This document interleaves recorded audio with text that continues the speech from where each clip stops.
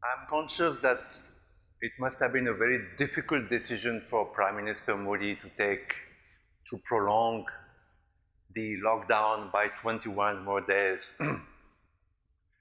He has the responsibility of 1.4 billion people on his shoulders, and it must be a heavy weight to carry.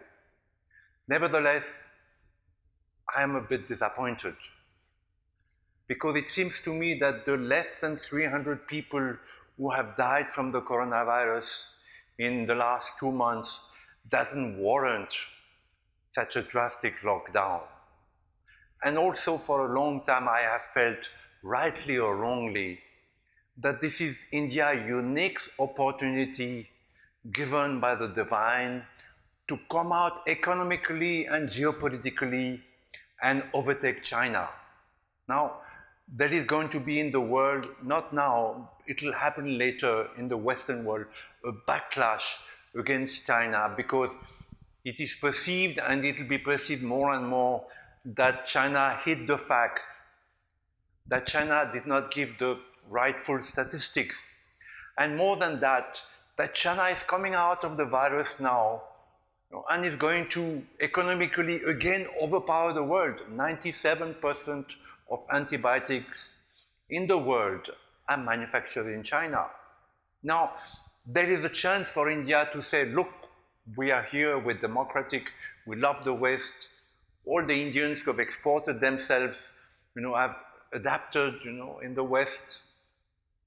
We can supply you. We can be the alternate supply, of everything, automobile parts, antibiotics, any other medicines, airplane parts. We can do it. We have the know-how, we have the capability, we can do it. But as China is emerging, India is thinking. Also, I am a lover of India. I'm a defender of Indians for a long, long time. But I know for a fact that, Indians, when it comes to servants, to laborers, to lower caste, they don't always have the right attitude. So are Indians, more affluent Indians going to pay the salaries of their workers who cannot come? I am not so sure about that. And definitely India is going to suffer economically more because of this 3 weeks lockdown. So in that way, I am disappointed. I don't know if I'm right or if I'm wrong, but Mr. Modi is is a Hindu, is an ardent Hindu, at least he used to be before becoming the Prime Minister. He knows about karma. There is a karma of the Chinese, which is not a very good karma. The Dalai Lama speaks often about the black karma of the Chinese. They have killed a lot of people, whether Tibetans or their own people. They are claiming a lot of land. They have a lot of ambition. We know that in India. Indians have a good karma. Whatever your media says, this country never tried to impose its religion over the world, never kill people in the name of religion, of Hinduism. India has a good karma. So, it is all about karma. If India has a good karma, then there is fate. There is the fact that India is protected. India was always protected by the God, by the divine, whatever you call it. So that protection must be there in India also now. Only 300 people die. 600 million people die every year in the world. 600 million people die every year in the world. In my country, France, 600,000 people die every year from old age, disease. In India, it must be, it must be at least, it's 10, 15 times bigger than France, but be at least 6 million, 7 million people who die every year. It's never going to reach its proportions.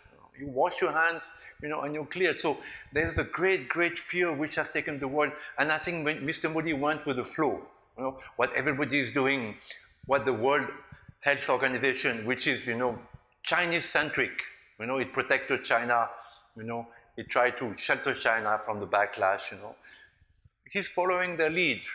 I don't think he's followed his own lead, his own heart, India's heart, though I may be wrong again. So I'm very confused about this coronavirus. Overall, there is an Asuric force behind the coronavirus. We know in India, again, India's ancient knowledge tells us that these epidemics, there is a force behind it. There's an evil force behind it. Not evil in the sense of good and bad, evil in the sense of anti-evolutionary. So this has to be fought by the gurus, the yogis, the sannyasins of India. At the same time, we can see also that even behind this Asuric force, there's a greater divine force which is going to change the world totally. People are going to suffer, but I think the world will come out a better place. Lots of, things, businesses and ways of living are going to die, but new things are going to be born. Good things are going to be born. So overall, I have to be optimistic, that behind this Asuric force, behind this coronavirus, there is something of a greater will which is being manifested now. Namaste.